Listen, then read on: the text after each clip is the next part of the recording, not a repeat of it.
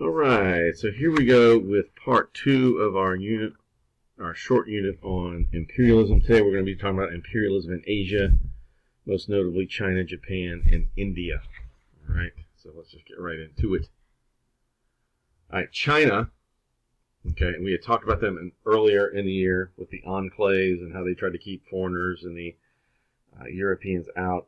That was still their mentality all the way up into the 19th century and the early 20th century. China produced all of its wants and needs. It was rich in resources, so they didn't really need or feel like they needed anything or that the Europeans could provide for them because they had everything. Prior to 1800, China had limited contact with the West and allowed limited trade with foreign powers. They viewed Western culture as barbaric and useless. They were self-sufficient and felt like we've got everything, so there's really no need to trade with anybody else. Okay, what do they have that we don't already have, that we can't make or provide for ourselves?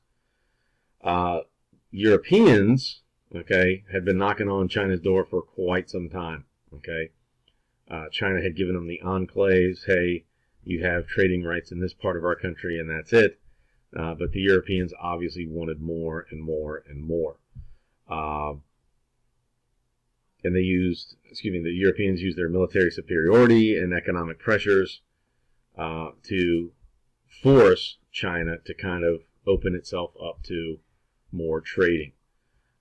China, unfortunately, again, lacked the technology to be able to keep up with European navies and military forces. And again, they used the spheres of influence to grant special trading rights to different countries. Okay. And what's also interesting about China is that one of the ways that England was able to kind of bust open China and forcing them to trade was that they kind of started a drug war.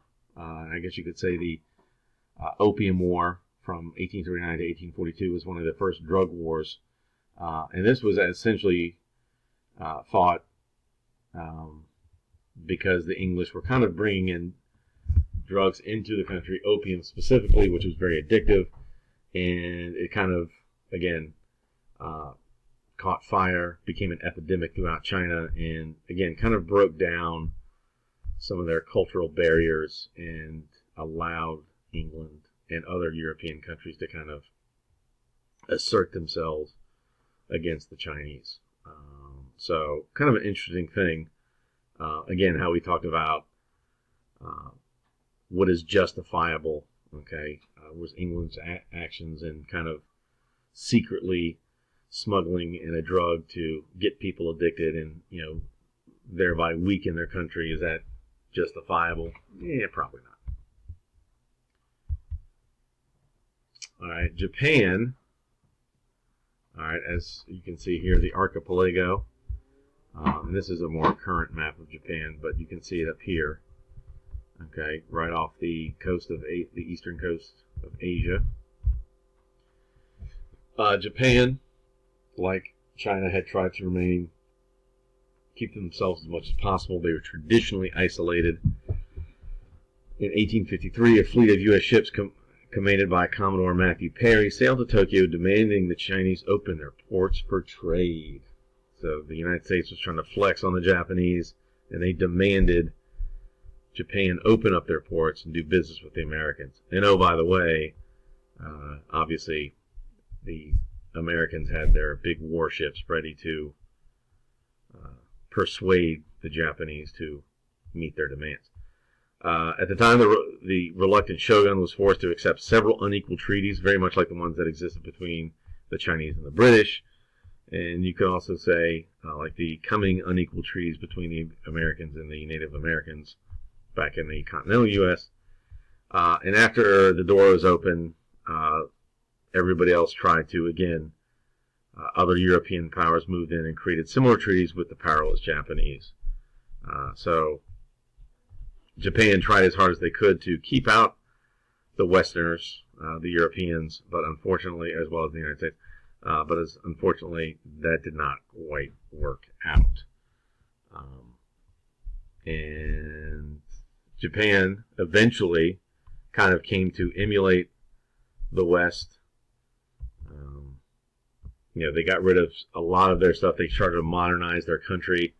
And this is about more the time where Japan really starts to kind of establish themselves, it says right there, as a world power. And this would all set up, Japan's rise, especially in the 1920s and 1930s, leading up to the early years of World War II. So this is kind of one of the things that sets the wheels in motion for Japan to become the world power that would emerge during the Second World War. Okay. Obviously, imperialism, was they tried to justify it in different ways, and make it sound like they were doing something for the good for these people. But obviously, after a while, enough was enough. Okay, and this is a great picture here showing the double standard, the hypocrisy of imperialism. So colonized peoples resisted European domination and imperialism and responded in diverse ways to Western influences. So some of them responded with violence. Some of them tried to do it non-violently with marches, organizing themselves. So there's, different ways. I guess it depends on the situation, how far people were willing to go. In China, there were two armed conflicts, and we're going to talk more about these in class, but we're just going to touch base here. In China, the Boxer Rebellion happened in 1900, and more or less, the Chinese blamed their poor standard of living on foreign colonization. And they attacked foreigners and Christians, and it got pretty ugly. You had Chinese fighting Chinese, and it was pretty ugly all around. But basically, the Chinese felt like their culture that had been around for centuries, for millenniums, was being destroyed and kind of corrupted and becoming spoiled, if you will, by the Europeans. And they wanted to try and get them out so they could take their homelands back.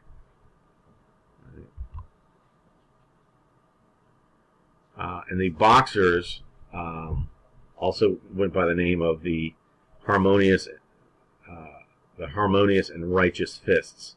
And they actually believed that their bodies held special power that could resist bullets, which obviously, unfortunately, was not true, and what led to a lot of violence and a lot of people being killed. And again, we'll talk more about this in class. The Sepoy Mutiny took place in India around 1857, 1858. A mutiny is when people of the military rebel against their officers, and in this case, we're talking about Indians who were serving in the British military, and they revolted because, again, they felt like the British were slowly taking away and erasing their culture, their own history, and there were some other things that played into it, but that's the overall idea that, hey, these people don't respect our culture, where we come from, and we need to stand up and do something about it. Okay, both the Boxer Rebellion and Sepoy Mutiny did not last very long, and obviously the colonial powers were able to put down the rebellion and the mutiny. Okay, and this kind of shows you a breakdown of who parts of India that supported the rebellion. The light blue states right here. Okay, these light blue areas are actually, get my cursor to work here. There it is. These light blue areas actually supported the British.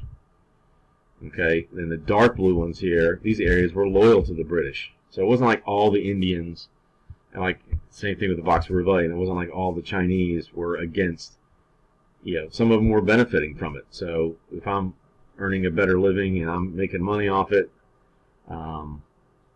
they were going to stay with it. Okay, they were just going to go with it. The black areas represent the places, again, not a lot. These are the places that were against the British. The green are neutral. Were the British good? Were the British good? In this case? They were more powerful than the Indians. Oh, is this like during World War II? No, this is in 1900 or 1857. This is my son chiming in on the notes here. All right. So the last part, the intellectual movements. Intellectual movements is kind of the opposite of violence. You're using critical thinking, reason, to try and figure out a way to get rid of your colonizers. Okay. So this is where countries started to. This is where the colonies started to embrace that idea of nationalism. You had the first Indian Nationalist Party founded in the mid-1800s, and they wanted educated Indians to have greater participation in government. The British denied them, and it later became a countrywide independence movement. Okay, and it wasn't until about almost 100 years later, in the 1940s and 1950s, that India actually became a free country. So they still had, after the Sepoy Mutiny, they still had about another 100 years of being a colony of England or Great Britain. Okay. All right, so we will talk more about those responses to colonization more in class, and I will see you then.